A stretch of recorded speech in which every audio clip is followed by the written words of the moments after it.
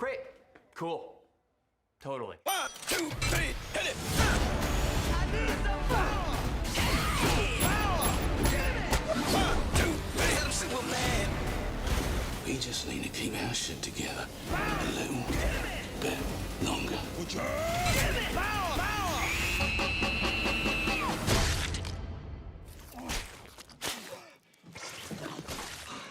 Yeah, you guys go ahead. You guys go ahead. I'm good. All right, hands in the air, like you just don't care. Kill.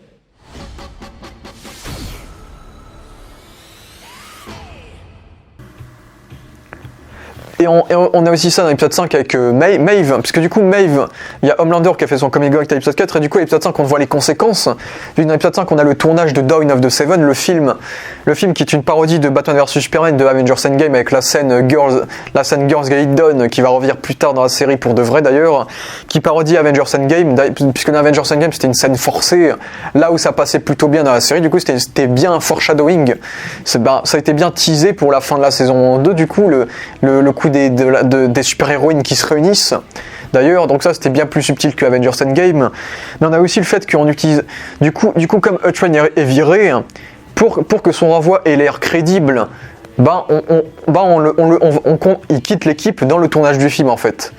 Du coup, ils lui font une scène d'émotion où il dit de la merde qui est très drôle, également, où il n'est pas respecté. Et Hutt Train me fait un peu penser à Ray Fisher, d'ailleurs, parce qu'on lui force à dire ses phrases, à faire ce scénario, à obéir à ça. Il est noir, tout simplement. À Ray Fisher par rapport au tournage des reshoots de Justice League, qu'il a très mal pris. Donc ça m'a aussi fait penser à ça. Le fait qu'il soit obligé de réciter des choses qu'il ne veut pas réciter, qu'il ne soit pas d'accord avec les choix qu'on fait sur son personnage, qu'il soit pas très bien traité par Vogt, tout simplement. Et Maeve, du coup, son coming out qui est utilisé comme si c'est bon, elle est lesbienne, il faut l'utiliser comme du marketing, on s'en fout qu'elle le soit pour de vrai, on s'en fout de son intimité, faut le mettre en avant pour que la communauté s'identifie à elle. Donc on a tout ce côté-là du tout n'est que marketing, tout n'est que objet, tout n'est que profit. Donc voilà, on avait tout ce côté-là dans l'épisode 5 qui était un excellent épisode également. Et puis on avait l'épisode 6 où toute la métaphore de l'épisode 6 c'était les camps de concentration de Vogt. Avec la prison de Santa Grove, on essaye de créer des super-héros sur des adultes, vu que tous les super-héros de The Boys sont devenus super-héros bébés, alors que là on essaye de faire cela avec des adultes, du coup des gens qui ont été prisonniers pendant des années, et donc supervisés par Stormfront qui est une nazie, du coup, et donc le fait qu'elle soit une nazie qui supervise un camp de prisonniers qu'elle est prête à exécuter s'ils n'obéissent pas à ses ordres, c'est un camp de concentration du coup.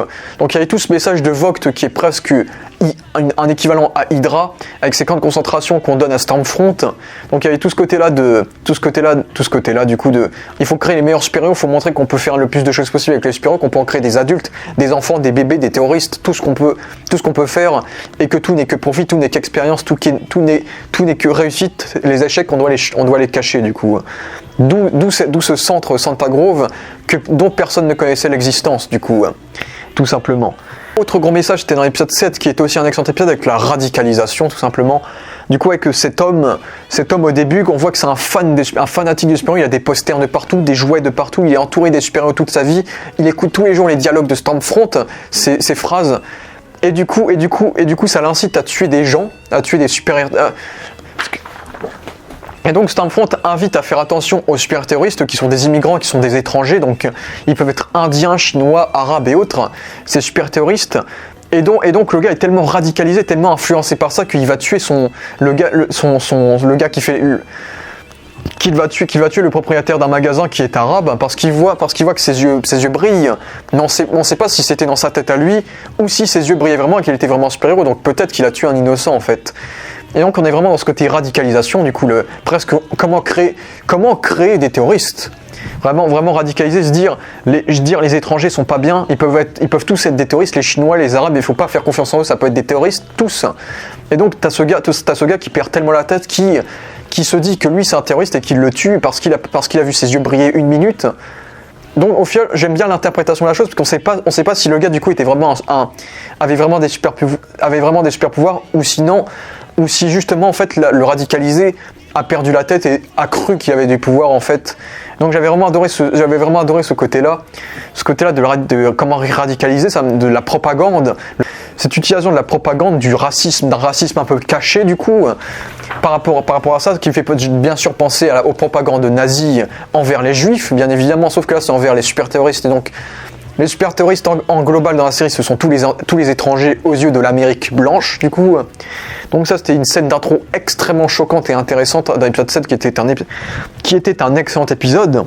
Et puis pour confier sur les gros messages de la série, on a bien sûr l'épisode 8 qui commence par une intro sur l'armement, sur donner des armes aux professeurs. Si jamais un super terroriste rentre à l'école, il faut que les professeurs soient munis d'armes, de pistolets, et bien sûr ça fait penser à Donald Trump qui validait cela, du coup, mais ça reste une politique du coup pour montrer, avec Homelander du coup, pour montrer qu'il faut toujours se défendre, mais on sait que cette publicité sert à rien vu que tous les super-héros sont bulletproof.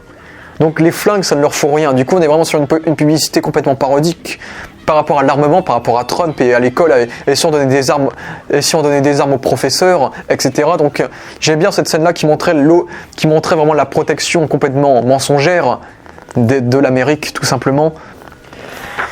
Et bien sûr, tout ça pour finir avec le gros twist de la fin de la saison, où on découvre que Newman, du coup, boss, était celle qui faisait exploser les têtes, et que du coup, elle bossait certainement pour Vogt. Donc, et ça, c'était vraiment un message intéressant, parce qu'on montre que même les gens bien, a priori, sont mauvais, en fait. Parce que du coup, Newman, depuis le début, protestait contre Vogt, mais au final, c'est quasi certain qu'elle travaillait pour Vogt, et qu'en fait, Vogt est dans les deux côtés, dans le côté Vogt, et dans les côtés contre Vogt, en fait. Donc dans les côtés anti et pro. Donc Vogt était dans les deux côtés depuis le début, et donc Newman, quand elle insultait Vogt, en fait, elle faisait la promotion de Vogt, elle se donnait du pouvoir à elle, et elle, c'est Vogt. Du coup, Vogt prend le pouvoir à la fin, et a priori, elle va essayer de s'élire dans les élections présidentielles ou vice-présidentielles à la fin en saison 3. Donc on voit à quel point les entreprises peuvent nous piéger avec des gens qui contestent la politique de leur propre entreprise. J'espère que vous me comprenez. Vu qu'en fait, Victoria Newman, pendant toute la série, elle proteste contre Vogt, elle fait des manifestations et tout, mais on découvre à la fin qu'elle bosse pour Vogt, et donc que Vogt bosse pour les deux côtés, anti et pro Vogt, et que donc Vogt contrôle tous les angles, et que quand Newman proteste contre eux, ils font de la promotion pour eux, parce que Newman va devenir de plus en plus populaire, va être de plus en plus apprécié par les gens. En plus, elle n'est pas blanche, elle est plutôt métisse, donc en plus, elle n'est pas blanche, elle est métisse, donc elle est dans la mode elle est un peu dans la mode de la diversité en plus. Et donc tout ça va lui permettre de monter politiquement et de peut-être devenir présidente, comme on voit qu'elle fait campagne à la fin de la saison 2. Donc ça veut dire que Vogt, grâce à cette technique, va potentiellement pouvoir contrôler toute l'Amérique. Vu que le seul point faible de Vogt aux États-Unis, c'est que ce n'est pas eux le gouvernement, ce n'est pas eux le président, ils n'ont pas la Maison Blanche, ils n'ont pas le gouvernement, c'est juste une entreprise qui fait ce qu'il veut, mais qui n'a pas le contrôle des États-Unis. Donc avec ce stratagème, Vogt va pouvoir régner sur tout le pays, en fait, sur tout le continent, sur tout le pays, sur toute l'Amérique, et même par conséquent sur le monde, presque, avec tous les super-héros. Donc voilà, on a aussi ce message très intéressant du comment on peut satisfaire les gens, leur faire écouter n'importe quoi pour en fait gagner du pouvoir et en fait faire gagner les méchants, quoi. Donc voilà, ça c'était tous les messages politiques que j'ai trouvés sur la série qui étaient vraiment passionnants. Et puis on a énormément de références aux comic books. Vraiment, on a certains épisodes qui adaptent certains arcs des comic books. Déjà, faut savoir que tous les titres des épisodes de cette saison sont des titres des comics déjà. Donc déjà tout d'abord, mais il n'y a pas forcément de lien en général, mais tous les épisodes sont liés à ça. Mais voilà, déjà faut savoir que Eagle, comme j'ai dit, Eagle the Archer, c'est un membre des Eagle l'archer, c'est un membre des Payback, une parodie de Hawkeye et Hawkman. Déjà tout d'abord, on a la tête qui expose à l'épisode 2, qui est une référence au comics, et j'y reviendrai plus tard pour l'épisode 7, justement. On a le fait qu'on a Gecko, ce personnage qui paye des gens pour lui couper le bras, parce que lui peut voir son bras repousser, a un facteur de régénération rapide. Donc voilà, on a ce personnage-là qui dit à Starlight qu'ils étaient collègues dans les Young Americans. Et en gros, les Young Americans, c'est un peu une école de super-héros en fait, chrétienne en fait. Donc c'était une référence à ça quand elle disait que Starlight ça va, on faisait partie des Young Americans avant, tu vois, quand on était adolescent, j'étais amoureuse de toi et tout. C'est une référence au fait que Starlight faisait partie des Young Americans, donc c'est une référence aux comics également. Cette autre équipe que peut-être on verra un jour dans la série, cette équipe de jeunes super-héros chrétiens qui sont adolescents du coup et qui s'entraînent pour devenir des super-héros tout simplement. D'ailleurs, donc on avait ça, tout ça, on avait ça déjà également. On avait... c'était quoi ça déjà? On a bien sûr le film que j'ai dit, Dawn of the Seven, qui est une parodie d'Avengers Endgame, qui est une parodie d'Avengers Endgame avec le Girls Get It Done, une parodie de Zack Snyder avec Beves, puisque c'est Dawn of the Seven comme Dawn of Justice. Le fait que le réalisateur veut Hans Zimmer à la BO également. Toute cette photographie très orangée, très terne, très monocolorée, on va dire, si ce mot existe. Vraiment très stylisé, très Snyder avec des destructions de partout, ça rend un look très Snyder, mais avec des dialogues de merde et qui font penser à Joss Whedon, vu que Joss Whedon est évoqué. On sait que Joss Whedon a écrit des lignes, a réécrit le scénario du film Dawn of the Seven, donc une référence à Joss Whedon, qui a transformé Justice League. Et donc on a toute cette parodie avec toutes ces blagues, avec ces dialogues de merde où t'as Utrain qui donc doit quitter les Seven et qui fait donc, c'est l'avènement des 7, mais c'est le crépuscule pour Utrain qui était drôle. Ou Maeve qui est amoureuse d'une citoyenne dans le tournage, et du coup il y a des dialogues de merde comme ça qui sortent de nulle part parce qu'elle est lesbienne, donc on force le trait. Puis il y a une parodie de Coulson par rapport à Marvel également, avec ce petit agent secret à un moment donné. Donc voilà, et puis le fait que Utrain dise adieu fasse sa scène d'adieu à des doublures pour voir à quel point les Seven se fichent ce qui dégage. Donc on est vraiment dans un tournage mal écrit, avec une ambiance complètement fausse, avec des acteurs qui s'y donnent pas du tout, des dialogues mauvais, des tonnes de doublures parce que les acteurs ne s'entendent pas du tout, avec vraiment quelque chose de complètement mauvais, de complètement marketeux, quoi. Donc tout ce tournage-là était une grosse référence à plein de trucs, à plein de films du MCU, de DC et Marvel, et c'était très fun comme truc. On a une scène entre deux Homelander quand le doppelganger se transforme en Homelander. C'est une référence aux comics. Mais dans les comics, cette scène est une très grosse scène qui n'a pas la même finalité d'ailleurs. Mais j'ai pas spoilé la finalité, donc je vais rester sur ça. Ça fait une référence à une très grosse scène. Voilà. La scène entre les deux Homelander. Voilà. Une très grosse scène des comics. On a le fait que Utrain soit remplacé, c'est une référence à Flash au Super Flash qui a eu énormément de successeurs également, de Barry Lane à Wally West et autres, quand on voit que tu voulais remplacer Utrain. On a le chien terreur qui apparaît dans l'épisode 5, le chien terreur qui est le chien des The Boys, mais là c'est juste le chien de Billy Butcher, vu qu'en fait la production Tonya le fait apparaître pour au moins un épisode parce que c'est un chien iconique de l'univers des The Boys. Mais dans les comics il est tout le temps là, alors que là il était juste là pour cet épisode parce que c'est très compliqué de dresser un chien pendant tout le tournage. Donc voilà, c'était quand même très sympa d'avoir le chien. Bon, dans les comics c'est un chien tellement puissant, il dévore des super-héros, c'est un chien dopé au composé V, il mange des super-héros, il en massacre. Bon là il fait pas ça. Mais il y a quand même des petites références quand il mange la poupée de la peluche Homelander par exemple. Donc c'était très sympa d'avoir Terreur que j'espère qu'on reverra par la suite quand même. Et puis j'aime bien les chiens, donc bon. On a Jack from Jupiter dans l'épisode 7. Quand on voit dans les films porno qui regardent Lamplighter, on a Jack from Jupiter qui est l'équivalent de Martian Hunter pour les The Boys, sauf que Translucide a pris sa place dans la série, parce que en fait dans la série les super-héros proviennent tous de la Terre en fait, et même leurs histoires sont tous liées à la Terre. Alors que Jack from Jupiter, dans les comics, il vient de Jupiter, pour de faux, hein, parce qu'en vrai c'est un humain, on lui a donné des trucs de Vogt et c'est devenu ça quoi. C'est devenu Jack from Jupiter.